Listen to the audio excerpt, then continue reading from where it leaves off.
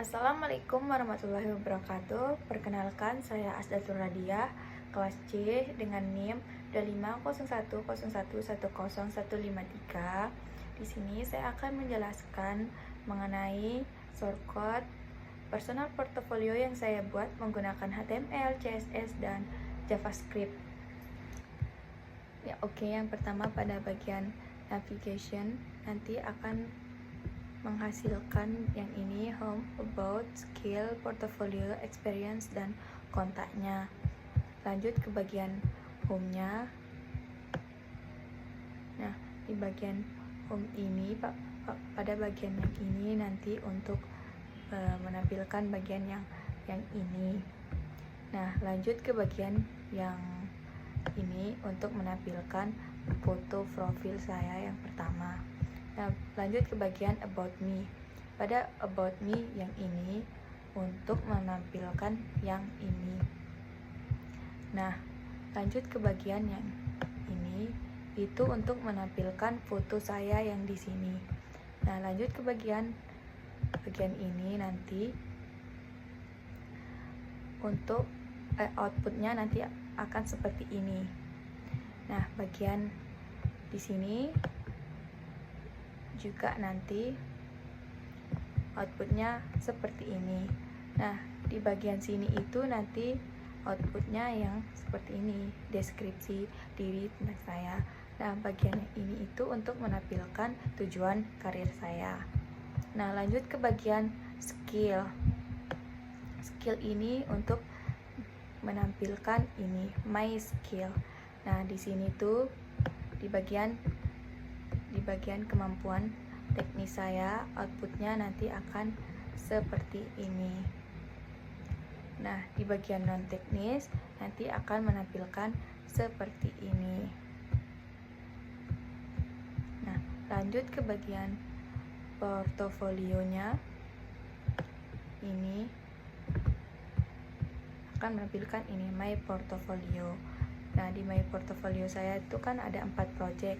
Ini nanti akan menampilkan project yang pertama saya. Bisa juga kita pencet untuk masuk ke project yang pertama saya. Nah, seperti itu. Dan ini untuk project yang kedua, project yang ketiga, dan yang project yang keempat atau yang terakhir. Nah, lanjut ke bagian experience dan assessment.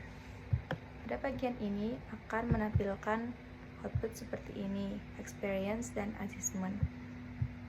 Nah, pada yang pertama tuh kita pada bagian ini tuh pengalaman organisasi kita gitu. Nah, di sini juga di bagian sertifikat, pada bagian ini itu akan menampilkan sertifikat lomba pertama saya. Ini itu akan menampilkan sertifikat lomba kedua saya, dan ini untuk menampilkan sertifikat ketiga saya. Nah, lanjut ke bagian kontak atau yang terakhir. Pada bagian kontak ini nanti akan menampilkan yang ini, kontak ini. Nah, di sini itu nanti mari berkolaborasi ini akan menampilkan yang ini. Nah, di bagian sini juga ada untuk menampilkan nama email saya, ini untuk nomor saya, dan ini untuk alamat saya.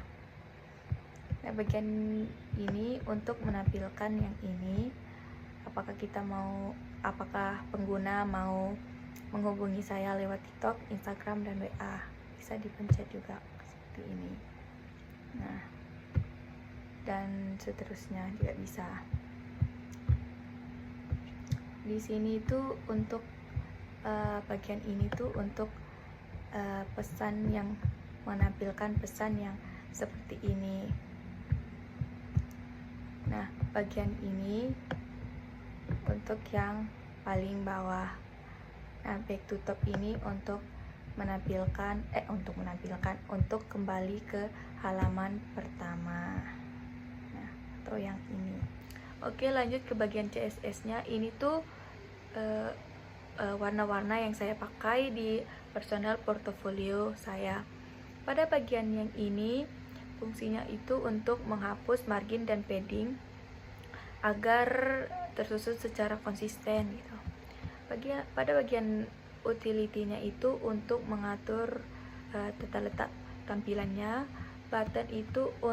Button yang ini itu untuk mengatur cara gerak yang ada di dalam personal portfolio itu.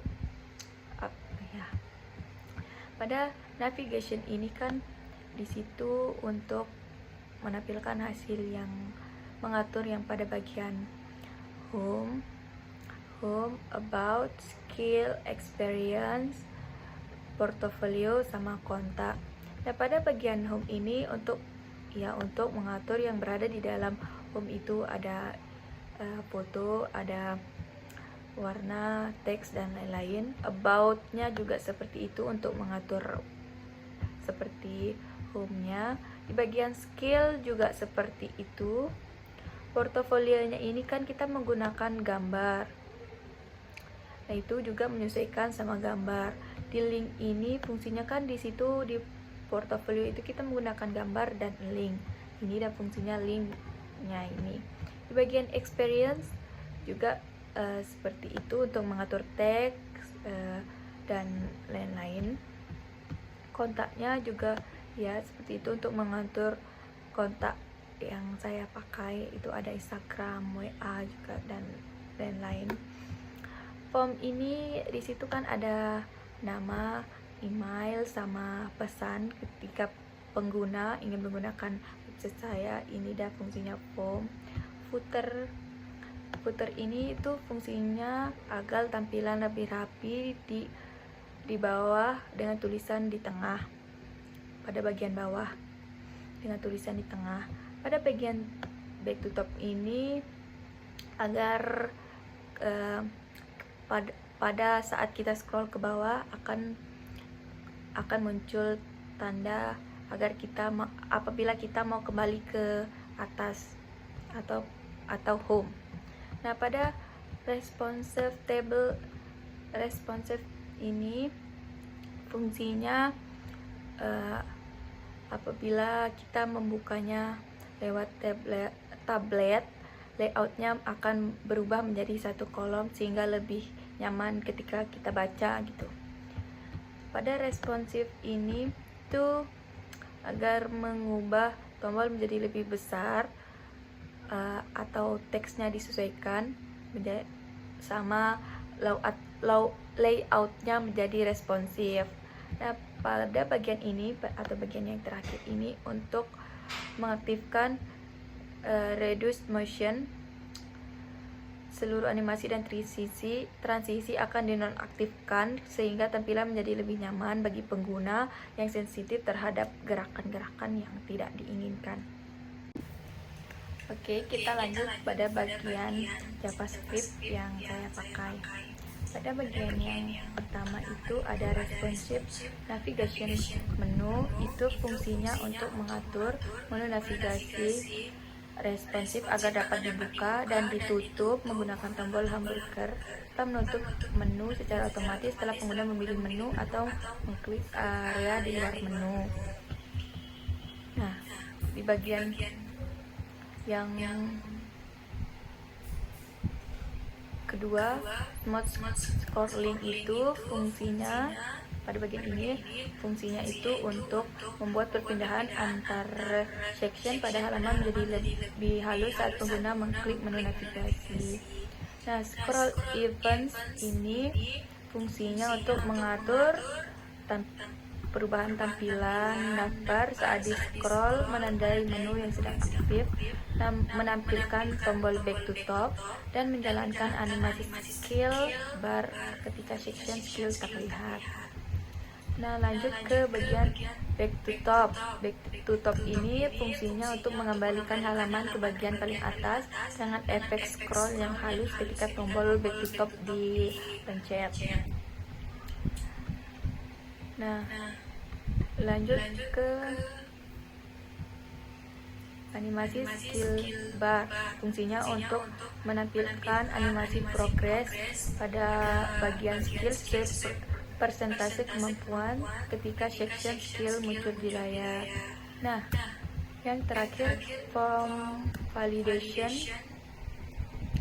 ini fungsinya untuk memvalidasi data pada form kontak, nama, email, dan pesan, menampilkan pesan kesalahan jika input tidak valid, serta menampilkan pesan sukses dan mengosong form setelah data berhasil dikirim. Sekian.